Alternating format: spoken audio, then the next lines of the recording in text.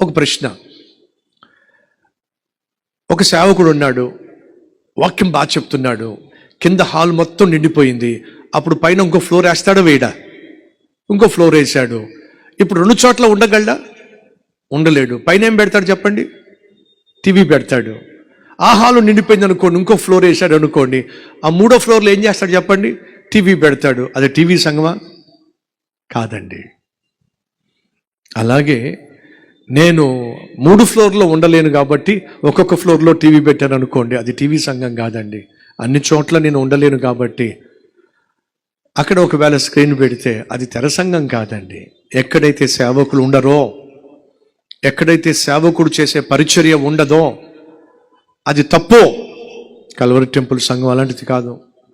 ఎక్కడ Calvary temple మందిరం స్థాపించినా స్థానికంగా సేవకులు జరగాల్సిన ప్రతి పరిచర్య, సమాధి కార్యక్రమాలు కావచ్చు, వివాహ మహోత్సవాలు కావచ్చు, బాప్తిజాలు కావచ్చు, గృహ దర్శనాలు కావచ్చు, వర్షిప్ కావచ్చు, ప్రార్థనలు కావచ్చు, ఉపవాసాలు కావచ్చు, ఇవన్నీ కూడా కల్వరి టెంపుల్ సంఘంలో జరుగుతాయి అని చెప్పి మిమ్మల్ని అందరినీ మీ సంఘాలు మానేసి కల్వరి టెంపుల్కి రమ్మని పొరపాటును కూడా చెప్పే సేవకుడు ఈ సతీష్ కుమార్ కానే కాదు. ఎప్పుడూ కూడా స్థానికంగా ఉన్న సంఘాలు ఖాళీ అయిపోవాలని కానీ, కల్వరి టెంపుల్ నిండి పొంగిపోవాలని కానీ ఎప్పుడు మేము ప్రార్థన చేయలే. ఎప్పుడు ప్రార్థన చేసినా ప్రభువా స్థానిక సంఘాల్లో గొప్ప ఉద్యమం రావాలి, స్థానిక సంఘాలు నిండి పొంగి పొరలాలే అనే ప్రార్థన చేశాం. అదే ప్రార్థన చేస్తున్నాం. కానీ ఒక్క మనవి చేస్తున్నాను, మీరు ఏ సంఘానికి వెళ్తున్నారో ఆ సంఘానికి వెళ్ళండి.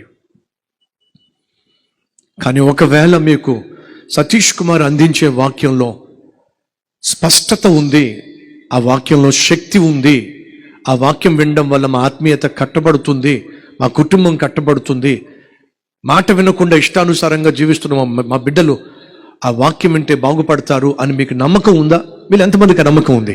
సతీష్ కుమార్ ప్రకటించే వాక్యంలో స్పష్టత ఉంది, శక్తి ఉంది, జీవితాలు మార్చే శక్తి ఉందని నమ్మిన వాళ్ళు ఉన్నారా?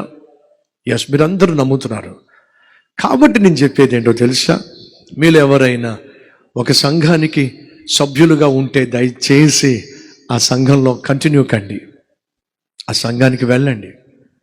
ఒకవేళ సతీష్ కుమార్ అందించే వాక్యం కూడా వినడం వల్ల మేము ఆత్మీయంగా బలపడతాం అని మీకు అనిపిస్తే ఒకవైపు మీ సంఘానికి వెళ్ళండి.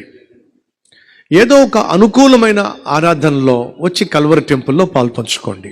మనవి, దయచేసి మీ కానుకలు తీసుకురాకండి. ఏ సంఘానికి మీరు సభ్యులుగా ఉన్నారో ఆ సంఘంలోనే మీ దశమ భాగాన్ని వేయండి. ఆ సేవకుడు పడుతున్న ప్రయాస, అతడు చేస్తున్న సేవను అభివృద్ధి పరిచే ప్రయత్నం చేయండి. కల్వరి టెంపుల్లో వాక్యం బాగుంటుందనే నమ్మకం మీకుంటే ఒట్టి చేతులతో రండి, స్వచ్ఛమైన వాక్యం వినండి, ఆత్మీయంగా బలం పొందుకోండి. తిరిగి వెళ్ళి ఆ సంఘంలో మీరు ఫలాలు ఫలించండి, వినండి.